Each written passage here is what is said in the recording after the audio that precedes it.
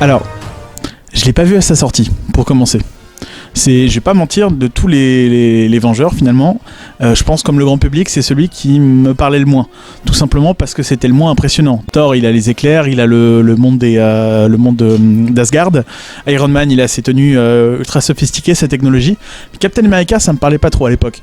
Donc je me souviens avoir vu le film à l'époque, un petit peu après le cinéma. Bien, mais j'en avais pas un souvenir transcendant. Je l'ai regardé récemment, et j'ai été vraiment injuste avec ce film. Je trouve que ça doit être le film le moins aimé de la phase 1 jusqu'à Avengers, alors que pour moi, il a plein d'atouts qui en font un des meilleurs films de la phase 1. Peut-être même dans mon cœur avant Iron Man. Pas forcément pour le côté historique, parce qu'Iron Man a tout détruit devant lui, mais Captain America, il avait des qualités très solides que tous les fans de comics adoreront, comme la cohérence, la continuité, tout ça, il y avait tout ça dans Captain America, dès le premier, et sur les suivants, on en parlera probablement. Qu'est-ce qui marchait bien dedans ? Déjà, c'est pas exactement un film de guerre, mais il nous montre la guerre quand même. Il arrive à nous mettre dans la Seconde Guerre mondiale. Mais c'est plus un film de James Bond. C'est presque un film d'espionnage en fait. Avec ce Captain America qui infiltre des bases, ce Captain America qui se bat contre Crâne Rouge.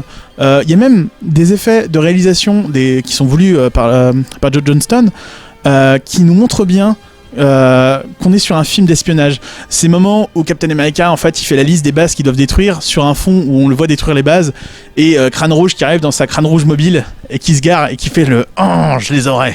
Ça fait très James Bond à l'ancienne, et c'était avec le recul plaisant, vraiment très plaisant, et je suis presque étonné qu'à l'époque ça m'avait pas plu plus que ça. Donc de ce côté-là, le film, il a une vraie vibe à l'ancienne, années 40 finalement, hein, tout était voulu pour que ça marche bien. On a un film qui est vraiment ancré dans cette époque, cette ambiance de soldats, pas forcément au front, hein. Il y a aussi Captain America, avant qu'il devienne le grand guerrier qu'on connaisse, le Captain America qui a son bouclier, puis qui lit ses petites lignes, voilà. Tout ça c'est très très bien rendu, ça marche très très bien. Les musiques d'Alan Silvestri, je crois que de tous les films de la phase 1, à part Iron Man, dont j'ai écouté la BO en boucle, et ben là en réécoutant je me dis Alan Silvestri avait fait un magnifique travail sur la bande son de Captain America. Le thème principal de Captain America, et ben il marche super bien. Je trouve même il est presque, je dirais, alors je sais pas si en musique j'y connais pas grand chose, mais je le trouve presque lié au moins sur les types d'arrangements ou les instruments qui sont utilisés avec le thème d'Avengers. Et ça, on a vraiment cette impression de premier Avengers, 60 ans avant tout le monde. Captain America, il était déjà là. Il y a une vraie continuité de ce côté-là. Deuxièmement, donc, que ce soit tous les acteurs, je trouve qu'ils jouent tous particulièrement bien. On a même réussi à donner un rôle à Tommy Lee Jones dans le Marvel Universe, vraiment sympathique. Chris Evans, je me souviens à l'époque, quand on parlait de Chris Evans, on disait, mais est-ce que Captain America, il a pas l'air un peu idiot ? Est-ce que Captain America, il manque pas de charisme à côté de Robert Downey Jr. ? Quand on est dans les films, je suis désolé, mais Chris Evans, il se débrouille très bien. C'est-à-dire, on a vraiment... Alors, ça rentre dans son jeu d'acteur, mais ça rentre aussi dans l'écriture du personnage. Mais on a vraiment un Captain America au début du film. Déjà, j'ai su après, bien sûr, qu'il y avait beaucoup d'effets spéciaux avec ce petit gringalet. Mais il rentre très bien dans ce personnage qui est finalement l'inverse de Tony Stark. Tony Stark, c'est un mec sans valeur au début d'Iron Man, mais qui a tout pour lui. Captain America, au début, c'est un peu le miroir inversé. C'est le gringalet qui n'a rien pour lui en termes de force, mais qui est déjà Captain America dans son cœur. Et ça, franchement, ce premier film qui est finalement son origin story, mais aussi son évolution de simple soldat, voire même de petit gringalet jusqu'au guerrier de la liberté, est très bien rendu dans ce film.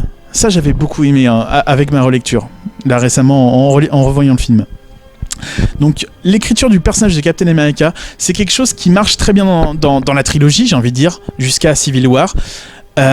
Et ce qui permet de remettre au goût du jour Captain America. Parce que finalement, il faut bien comprendre, et ces films le font très bien, Captain America, c'est pas juste le mec qui se bat pour les États-Unis. C'est avant tout un personnage ambigu. Parce que Captain America, c'est quelqu'un qui refuse l'autorité gratuite. Le tout premier film, c'est quand même Captain America qui se découvre donc ses pouvoirs, ses capacités en tout cas, c'est pas vraiment des pouvoirs, mais qui finit par se dire attendez, eux ils veulent que je reste au chaud et que je me batte pas. Moi il y a mon pote Bucky, il est en prison, je dois aller le sauver sinon ils vont le tuer. Et, et finalement, on voit que ce Captain America ambigu, on le verra dans déjà la phase 1 avec Avengers, puisque finalement les thèmes de Captain America se retrouvent très présents dans Avengers, dans la trame scénaristique. Donc finalement c'est presque lui le personnage le plus important. Iron Man a peut-être plus de charisme, il est peut-être plus présent dans ces scènes, mais quand on regarde la trame d'Avengers, et finalement des autres films Captain America derrière, ou même de tout le Cinematic Universe au moins jusqu'à la fin de la phase 2, Captain America reste le pilier central. C'est-à-dire que dans le premier film, il se rebelle un petit peu contre l'autorité militaire en disant moi écoutez j'ai les capacités, j'abandonne pas les gars derrière, c'est pas parce que vous pensez que c'est impossible d'aller les sauver que j'irai pas. On parlera des autres films après, mais remettre en cause l'autorité, c'est les thèmes centraux des films Captain America, et c'est finalement une certaine cohérence qu'on attend presque plus dans d'autres films du Cinematic Universe, du Marvel Cinematic Universe. C'est-à-dire que c'est beaucoup plus compliqué de développer des thèmes centraux dans Iron Man, je trouve. Quand on prend les 3 films bout à bout, ou alors il va y en avoir, mais ce sera beaucoup moins bien fait. Parce que finalement, les films Captain America se suivent, ne se ressemblent pas. On parlera de la suite après. Ils ne se ressemblent pas, et pourtant ils ont un propos commun qui est finalement, je trouve, avec le recul, jusqu'à la fin jusqu'après le Winter Soldier, jusqu'au Avengers 2, qui est moins bien certes, pour moi, c'est la moelle épinière, la colonne vertébrale du monde des Vengeurs.